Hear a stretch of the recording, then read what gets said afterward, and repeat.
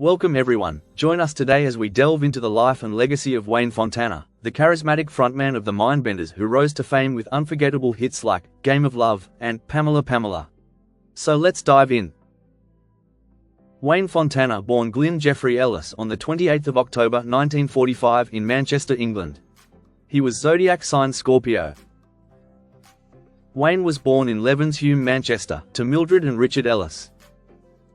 From an early age, he was drawn to music, forming a skiffle group, the Velfins, while still at Spurley Hay High School. At 16, he left school and worked briefly as an apprentice telephone engineer before landing a job at a record shop, where he met his future bandmates. In 1962, he teamed up with Terry Morton, Stuart Surrett, Bob Lang, and Ian Skin Lucas, adopting the stage name Wayne Fontana, a nod to Elvis Presley's drummer DJ Fontana and John Wayne, to form Wayne Fontana and the Jets.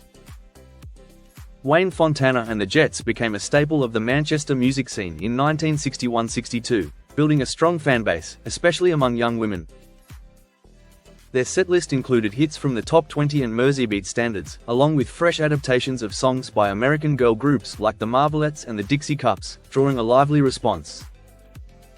Although they stayed mostly in the Northwest, a brief stint in Hamburg in late 1962 opened their horizons, introducing them to other ambitious bands ready to make a mark just as record companies were scouting the area for talent.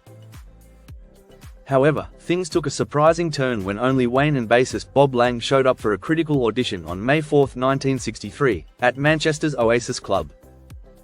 They quickly enlisted two bystanders at the bar, drummer Rick Rothwell from Lee Shondell and the Premiers, and guitarist Eric Stewart from the Emperors of Rhythm, forming an impromptu lineup. Their raw but promising audition caught the attention of recording manager Jack Baverstock, who signed them to aptly named Fontana Records. Rebranding themselves after the film The Mindbenders, Wayne Fontana and the Mindbenders released 4 singles and an EP.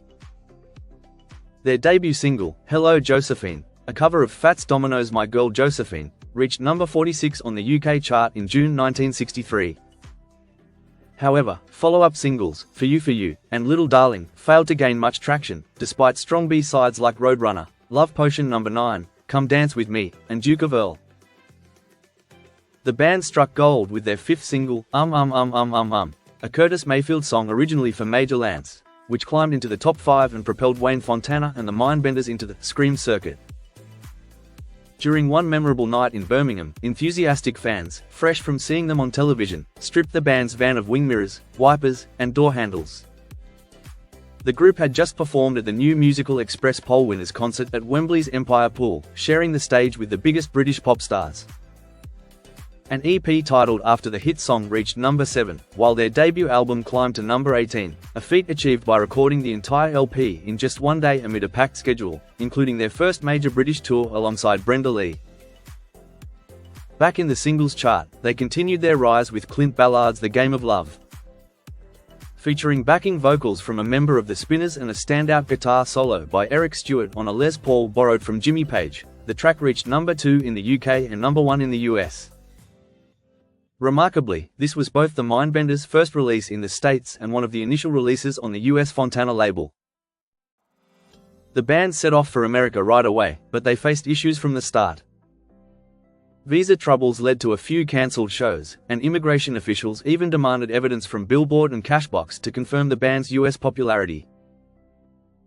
Then, as soon as they landed, they were each served with million-dollar lawsuits for missing 2 New Jersey shows. Thankfully, the suits were dropped, and the rest of the tour went smoothly. A revised version of their debut album, including new tracks for US audiences, reached number 28 on the charts. However, while they were overseas, their chart success began to wane. Their next single, Just a Little Bit Too Late, only hit number 45 in the US, and number 20 in the UK, and She Needs Love, stalled at number 32 in the UK, while their second album, Eric, Rick, Wayne and Bob, failed to make an impact. Believing the momentum was fading, Wayne, Fontana Records, and Kennedy Street Enterprises all agreed it was time for Wayne to pursue a solo career. However, the band was unaware until in the middle of a live performance, Wayne decided to sing, Save the Last Dance for Me.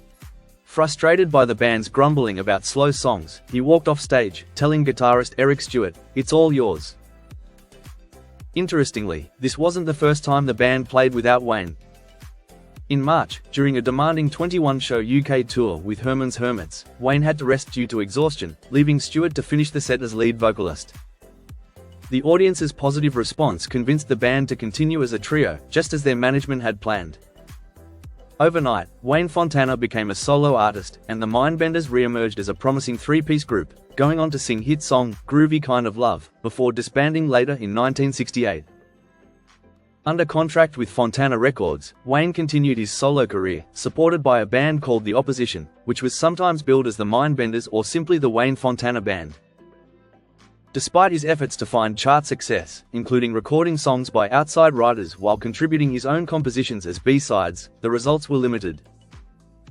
His biggest solo hit, Pamela Pamela, written by Graham Gouldman, reached number 5 on Australia's Kent Music Report and number 11 on the UK singles chart in early 1967, marking his last UK charting single. His later releases included another Gouldman composition, The Impossible Years. Wayne's personal life saw highs and lows.